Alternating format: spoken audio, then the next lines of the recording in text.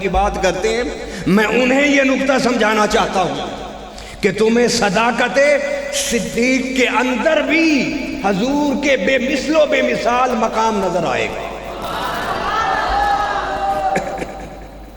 اللہ اکبر۔ حضور صلی اللہ علیہ وسلم جب نماز پڑھا کے ابو بکر فارغ ہوئے تو صحابہ کرام سے ابو بکر کہنے لگے، میرے صحابیوں، میرے ساتھیوں، سنو، جب حضور کے میرے پیچھے نماز پڑھ رہے تھے اور میں نماز پڑھا رہا تھا، حضور کے آنے سے پہلے میں امام تھا تمہارا۔ جب حضور تشریف لے آئے تو حضور کے تشریف لانے کے بعد حالت بالکل بدل گئی۔ اب میری نظر، کیونکہ حضور نے مجھے روک دیا تھا کہ پیچھے نہیں ہونا، اس لیے میں پیچھے نہیں ہٹا، میں آگے کھڑا رہا، مگر میری نظر حضور کے چہرے پر ہوتی۔ اللہ اکبر۔ اگر مقتدی جو ہے وہ مصلی امامت پر کھڑا ہو کے، امام جو ہے مصلی امامت پر کھڑا ہو کے اگر مقتدیوں کی طرف دیکھے، ان کے چہروں کو تکے، تو نماز مکروہ ہونے کا خطرہ ہے۔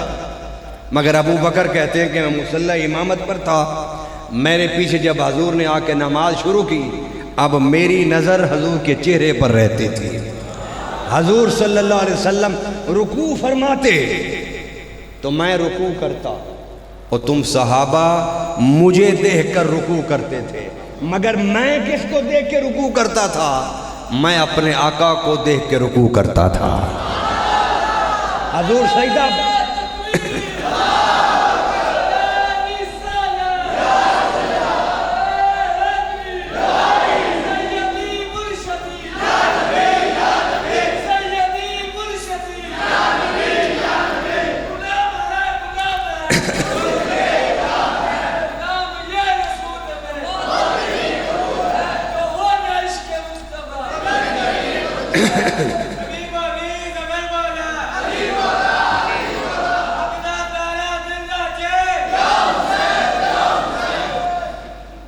فرمایا کہ میں تم سب کے لیے امام تھا،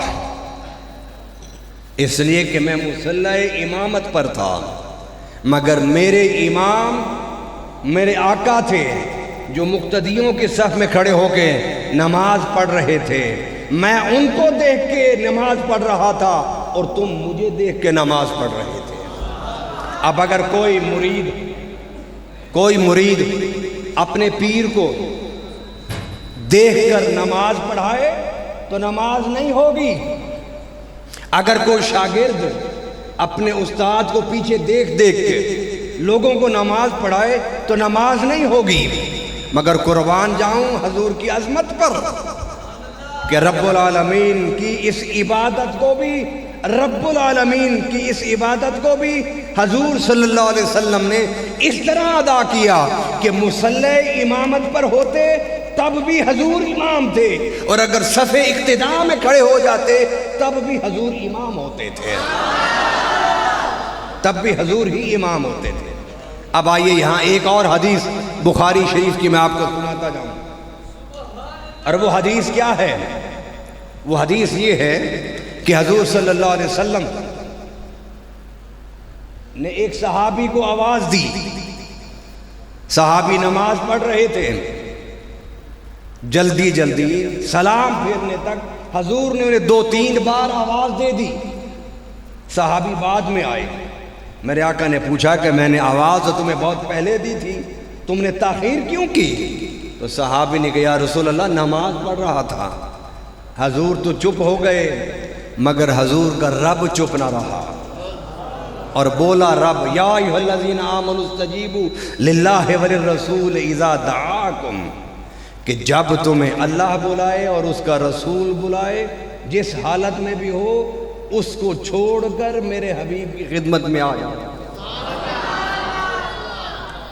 اگلی دفعہ پھر جب صحابہ اس صحابی کو میرے آقا نے آواز دی تو وہ پھر نماز پڑھ رہے تھے، میرے آقا کی جب آواز گئی تو نماز چھوڑ کے میرے آقا کی خدمت میں آ گئے، عرض کرنے یا رسول اللہ کیا حکم ہے؟ میرے آقا نے فرمایا جاؤ اپنی ماں عائشہ ام المؤمنین کے دروازے پر، انہیں کچھ بازار سے کچھ لا کر دینا ہے۔ صحابی کہتے ہیں میں حضرت عائشہ صدیقہ رضی اللہ تعالی عنہا کے گھر آیا ہوں، انہوں نے مجھے بتایا، میں بازار گیا، دکان پھرا میں اور ساری چیزیں خرید میں لے آیا اور حضرت عائشہ صدیقہ رضی اللہ تعالی عنہا کی بارگاہ میں پیش کیا، اور پیش کرنے کے بعد اب میں نماز جب پڑھنے لگا تو میرے دل میں خیال آیا کہ جنہوں نے نماز پڑھتے ہوئے بلایا تھا ان سے ہی جا کے مسئلہ پوچھ لوں کہ حضور جہاں نماز چھوڑی تھی وہاں سے پڑھنی ہے یا دوبارہ سرے سے پھر اول سے پڑھوں۔ وہ حضور کی بارگاہ میں جاتے ہیں، عرض کرتے ہیں یا رسول اللہ کیسے نماز ادا کروں، جہاں سے چھوڑی تھی وہیں سے پڑھنی ہے یا پھر دوبارہ پڑھوں؟ تو میرے آقا نے فرمایا جہاں سے چھوڑی تھی وہیں سے پڑھنا شروع کر دے۔ اب آپ دیکھیے کہ اگر نماز پڑھتے ہوئے چہرہ اگر قبلہ سے ہٹ جائے تو نماز مکروہ ہو جاتی ہے، کیا ہوتی ہے؟ ٹوٹتی نہیں ہے۔ اور اگر نماز پڑھنے والا اپنے سینے کو کعبہ سے پھیر دے تو نماز کیا ہوتی ہے؟ فاسد ہو جاتی ہے، ٹوٹ جاتی ہے۔ مگر قربان جاؤں حضور کی عظمت پر کہ حضور نے بلایا، ام المؤمنین کے پاس بھیجا، پھر بازار گئے، بازار سے سودا سلف خرید کے واپس آئے، واپس آ کے پیش کیا، بازار گھومتے رہے، باتیں کرتے رہے۔ حالانکہ قرآن اور حدیث یہ کہتا ہے کہ اگر سینہ پھر جائے تو نماز ٹوٹ جاتی ہے۔ یہاں سینہ نہیں پھرا صحابی کا، بلکہ باتیں بھی کی ہیں، دنیا کی باتیں کی ہیں۔ سودا سلف خریدنا ہو تو سودا سلف کا ذکر بھی کیا ہوگا، پیسے بھی پوچھے ہوں گے، پیسے پیش بھی کیے ہوں گے، پھر چل کے واپس آئے، سودا سلف دیا، حضرت ام المومنین سے بھی بات کی، میرے آقا سے بھی بات کی، بازار بھی گھومے، مگر میرے آقا نے فرمایا نہ، جہاں سے نماز چھوڑ کے گیا تھا وہیں سے پڑھنا شروع کر، اس لیے کہ تیرا کعبہ، تیرا سینہ کعبہ سے پھرا ہے، مگر تو کس کے حکم پر گیا تھا؟ وہ حکم مصطفیٰ تھا۔ مصطفیٰ کے حکم پر اگر مسجد سے نکل بھی جائے گا، کعبہ سے سینہ پھیر بھی لے گا، ام المومنین کے لیے سودا سلف خرید کے بھی آئے گا، پھر بھی تیری نماز ٹوٹے گی نہیں، جہاں سے چھوڑی تھی وہیں سے شروع کر۔ کیا بات ہے سیدی مرشدی، غلام ہیں غلام ہیں، غلامی رسول میں جو ہونا عشق مصطفیٰ، نعرہ رسالت، نعرہ رسالت، نعرہ حیدری، تاجدار ختم نبوت، علماء اہل سنت۔ آئیے بات بورے والا سے چلتی ہوئی ذکر مصطفیٰ کی دربار مصطفیٰ میں پہنچ چکی ہے، اور میں پھر یہ کہتا ہوں کہ جتنے لوگوں نے مجھے دعاؤں کے لیے کہا ہے، میں تو انشاءاللہ دعا کروں گا تقریر کے اختتام پر۔ اگر آپ یہ چاہتے ہیں کہ ابھی آپ کی دعا قبول ہو جائے تو بڑا آسان سا نسخہ ہے، حضور کا ذکر کان سے سنتے جاؤ، دل میں بٹھاتے جاؤ، اور نظروں میں گنبد خضرا کو سجاتے جاؤ، پھر دیر نہیں ہے آپ کی دعاؤں کی قبولیت کی۔ اللہ اکبر۔ مجھے ایک بڑا مزیدار یہاں حدیث یاد آ گئی۔ ویسے تو ساری حدیثیں بڑی مزیدار ہوتی ہیں، بڑی ایمان والی ہوتی ہیں، محبت والی ہوتی ہیں۔ حضور کا ایک صحابی تھا، عاشق صحابی تھا۔ اب اس نے حدیث سن لی تھی کہ حضور صلی اللہ علیہ وسلم نے فرمایا تحادو تحابو، کہ تحفہ دیا کرو، تحفہ لیا کرو، اس سے محبت بڑھتی ہے۔ حضور کی کیا حدیث ہے کہ تحفہ لینے اور دینے سے کیا ہوتی ہے؟ بلند آواز سے کیا ہوتا ہے؟ تو صحابی آ رہا تھا مسجد نبوی میں، گاؤں سے آ رہے تھے، غریب تھے، راستے میں ایک دکاندار سے حضور صلی اللہ علیہ وسلم کے لیے کچھ تحفہ خرید لیا۔ اور اسے کہنے لگے کہ میرے پاس پیسہ نہیں، میں اتنے گھنٹوں کے بعد تجھے پیسہ دے دوں گا آ کر، یا اتنے وقت کے بعد میں تجھے پیسہ دے دوں گا۔ وہ حضور کے پاس آیا اور تحفہ خدمت میں پیش کیا۔ ابھی پیش کر کے وہاں بیٹھا ہی تھا، کیونکہ دکاندار نے پوچھا کہاں جا رہے ہو؟ اس نے کہا کہ میں اپنے آقا کے لیے تحفہ تم سے خریدا ہے اور بارگاہ مصطفیٰ میں جا رہا ہوں۔ تو انتظار کرتا رہا، صحابی واپس نہ پلٹا، اس لیے کہ حضور ایک شمع تھے اور صحابہ حضور کی اس شمع کے پروانے تھے۔ تو جب تک حضور بیٹھے رہتے تھے صحابہ بیٹھے رہتے تھے۔ اتنے میں وہ دکاندار پیچھے آ گیا، اور یہ حدیث ایسی حدیث ہے جو آپ نے کبھی پہلے نہیں سنی ہوگی۔ میں بڑے دعوے سے کہہ رہا ہوں، بڑے دعوے سے کہہ رہا ہوں، اس لیے کہ جس طرح آپ ربیع الاول کے اس انتظار میں، اس محفل میں سارا سال سوچتے ہیں کہ ہم کیا لگائیں، کیسے سجائیں، کون سے کپڑے پہنے، کس وقت پہنچیں، میں بھی اسی طرح سوچتا رہتا ہوں کہ میں نے جانا ہے، تقریر کرنی ہے بورے والا۔ اور کیونکہ میں یہاں پر نہیں بلکہ پورے پاکستان میں، پوری دنیا میں جہاں بھی جاتا ہوں، میرا انداز پروفیشنل انداز نہیں ہے، میں حضور کے دین کی تبلیغ اور خدمت کر رہا ہوں۔ ورنہ جنہوں نے خطیبوں کے بڑے بڑے جو خطیب ہیں، میں بڑے کیا کہتا ہوں، بڑی فیس لینے والے خطیب جنہوں نے ان کے جھٹکے سائے ہوئے ہیں، ان سے ذرا پوچھئے۔ میں یہ حدیث آپ کو سنا رہا ہوں، تلاش کرتا رہتا ہوں محبت کی باتیں، اس لیے تلاش کرتا ہوں کہ میں نے محبت والوں کی محفل میں جانا ہے۔ اب حدیث کیا ہے؟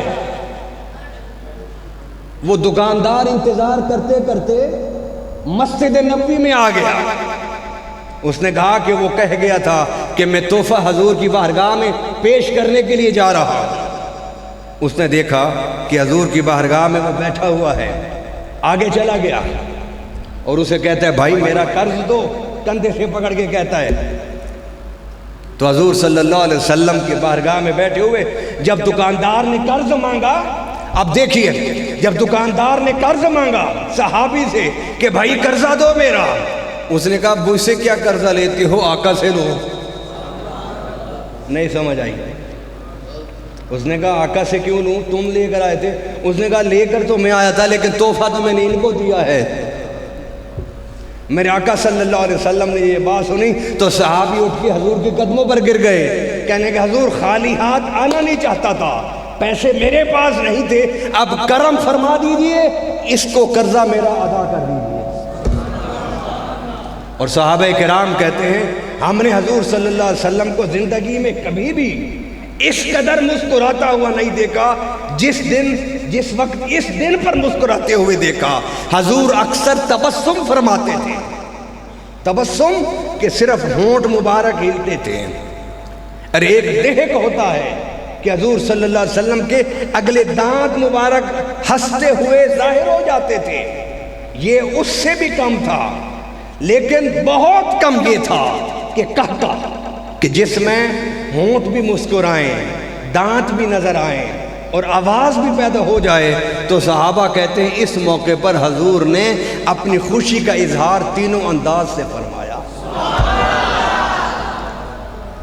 تحفہ خرید کے لایا، حضور کو دیا، پھر حضور سے کہہ رہا ہے حضور میرا قرض بھی ادا کر دیں۔ تو حضور نے اپنی طرف سے اس کے قرض کو ادا کر دیا۔ اللہ اکبر۔ مجھے ایک اور حدیث یاد آ گئی، کیونکہ ان محفلوں کا مقصد یہ ہوتا ہے کہ سینے میں جو حضور کی محبت کے اوپر جو ڈسٹ پڑ گئی ہو اس کو جھاڑا جائے۔ جس طرح گھروں کو آپ جھاڑتے ہیں، دکانوں کو جھاڑتے ہیں، بستر کو جھاڑتے ہیں، 24 گھنٹوں کے بعد وہ ڈسٹ پڑ گئی ہے، اسی طریقے سے جب ہم دنیاوی مشاغل میں مشغول ہوتے ہیں تو ہمارے ایمان پر دنیا کی ڈسٹ پڑ جاتی ہے، اور ایمان سے اس دنیا کے ڈسٹ کو جھاڑنے کا ایک ہی طریقہ ہے کہ آؤ مصطفیٰ کا ذکر کرو۔ جب حضور کا ذکر کرو گے تو ڈسٹ جھڑ جائے گی دنیا کی۔ یہاں ایک اور حدیث مجھے یاد آ گئی. حضور صلی اللہ علیہ وسلم مسجد نبوی سے باہر تشریف لے گئے تو سامنے سے ایک گھوڑے کو دیکھا, آپ کو پسند آ گیا, کیونکہ گھوڑا سفری سواری بھی تھا اور جنگی سواری بھی تھا. تو حضور نے دیکھا کہ یہ تکڑا اچھا گھوڑا ہے, آپ نے اسے بات کی اور خرید لیا. خرید کے آپ نے فرمایا میرے پاس اس کا ثمن, اس کا پیسہ, اس کا معاوضہ نہیں, آؤ مسجد نبوی میں تمہیں جا کے دیتا ہوں. اب حضور آگے اور وہ یہودی تھا گھوڑے کا مالک, وہ گھوڑے کی باگ پکڑ کے پیچھے پیچھے آ رہا ہے. تھوڑی دیر کے بعد حضور کو آواز دیتا ہے. کیا آواز دے کے کیا کہتا ہے؟ کہتا ہے کہ اگر پیسے دینے ہیں تو یہیں دو مجھے, نہیں تو میں گھوڑا نہیں دیتا تمہیں. میرے آقا نے فرمایا تیرا میرا سودا ہو گیا ہے, یہ گھوڑا تمہیں دینا ہوگا, کیونکہ کسی نے اس سے زیادہ قیمت پر اس کو آواز دے دی تھی. اس نے سوچا کہ چلو بہانہ ہے, میں حضور سے بات کر لوں اور واپس چلا جاؤں اور گھوڑا اس سے زیادہ قیمت پر بیچ دوں. میرے آقا نے فرمایا کہ بھائی نہیں بیچنا چاہتا تو صاف کہہ کہ نہیں بیچنا چاہتا, یہ کیا بہانہ کہ یہیں پیسے دو مجھے. فرمایا میں نے تجھے کہا تھا چل مسجد نبوی میں تجھے وہاں جا کے اس کے پیسے دوں گا. فرمایا ہاں کہا تھا. فرمایا چلو پھر. اب حضور اس کو کہتے ہیں چلو, وہ کہتے ہیں میں نے نہیں جانا. پھر اس نے ایک بہانہ کیا. بہانہ کیا کیا؟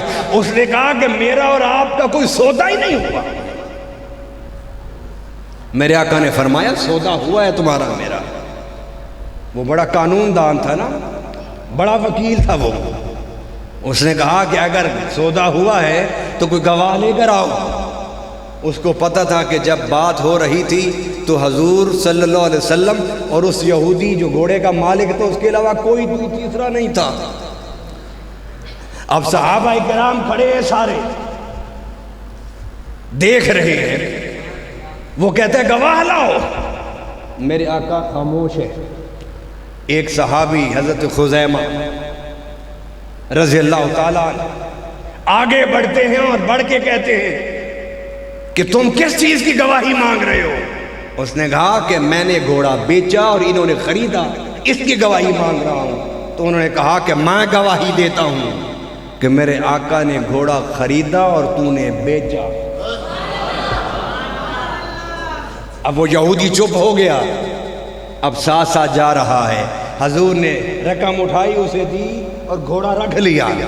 بعد میں صحابہ کرام بیٹھے تھے. میرے آقا نے پوچھا اے میرے صحابی, تو سودے کے وقت تھا تو نے کیسے گواہی دے دی؟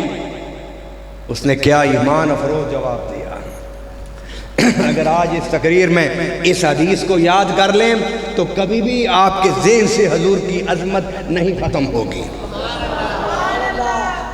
اللہ اکبر. صحابی نے کہا یا رسول اللہ صلی اللہ علیہ وسلم, میں نے کیا گواہی دی کہ آپ نے گھوڑا خریدا, اس نے بیچا. کہا حضور یہ تو چھوٹی گواہی ہے, آپ نے ہمیں زمین پر بیٹھ کے کہا کہ لا مکانوں میں خدا ہے, ہم نے کہا اشہد, ہم گواہی دیتے ہیں. آپ نے فرمایا جنت ہے, ہم نے نہیں دیکھی, پھر بھی ہم کہتے ہیں گواہی دیتے ہیں. آپ نے کہا جہنم ہے, ہم نے کہا گواہی دیتے ہیں. آپ نے فرمایا پوخرات ہے, ہم نے کہا گواہی دیتے ہیں. آپ نے کہا حوض کوثر ہے, ہم نے کہا گواہی دیتے ہیں. یا رسول اللہ جب اتنی بڑی بڑی باتوں میں ہم نے بن دیکھے بن سنے گواہی دے دی ہے, یہ تو بات ہی چھوٹی سی تھی, اور اس میں میں نے گواہی اس لیے دی ہے کہ اس میں آپ کی عظمت کا سوال تھا. نعرہ تکبیر, نعرہ تکبیر, نعرہ رسالت, نعرہ رسالت, نعرہ حیدری, نعرہ غوثیہ, تاجدار ختم نبوت. آئیے ہم موضوع کو اب سمیٹنا چاہتے ہیں اور سب لنگر کھا کے جائیں گے. میرے خیال ہے وعدہ نہ بھی لوں تب بھی آپ ماشاءاللہ پکے ہیں, کھا کے جائیں گے. اس کی وجہ یہ ہے کہ حضور کا میلاد کا تبرک ہے. میرا ایمان ہے کہ جو کھائے گا اللہ اس کی بیماریوں کو شفا دے گا. لیکن اس کو کھانے کے آداب ہوتے ہیں. مسجد کا بھی ادب ہے, محفل کا بھی ادب ہے, لنگر کا بھی ادب ہے. ادب سے بیٹھ کے کھائیں گے اور کھلائیں گے تو اللہ تعالیٰ کھانے اور کھلانے والوں کو برکت دے گا. اللہ اکبر. اب آپ دیکھیے, وہ صحابی جب حضور کی بارگاہ میں یہ کہہ رہے تھے تو میرے آقا کے آنکھوں میں خوشی سے آنسو چھلک رہے تھے. اور میرے آقا نے فرمایا, صحابہ سن لو, میرا یہ صحابی جس عدالت میں اکیلا کھڑا ہو کے گواہی دے دے اور وہاں ضرورت 2 گواہوں کی ہو تو دوسرا گواہ نہ مانگنا, اس کی ایک گواہی پر فیصلہ کر دینا. وہ جتنا عرصہ زندہ رہے حضور نے انہیں یہ عظمت عطا فرما دی تھی کہ ان کی ایک کی گواہی 2 کے برابر شمار کی جاتی تھی. فرمایا ورفعنا لک ذکرک, اے میرے پیارے حبیب صلی اللہ علیہ وسلم, ہم نے تیرے ذکر کو بلند کر دیا. کیا مطلب اس کا؟ کہ جہاں میرا ذکر ہوگا وہاں تیرا ذکر ہوگا. اگر کوئی میرا ذکر کرے گا اور تیرا ذکر نہیں کرے گا, مجھے بھی اپنی ربوبیت کی قسم کہ میں اس کے ذکر کو قبول نہیں کروں گا. اب آپ دیکھیے, آئیے ہم آخری 1-2 حدیثیں اس مضمون کو سمجھانے کے لیے میں آپ کے سامنے رکھنا چاہتا ہوں.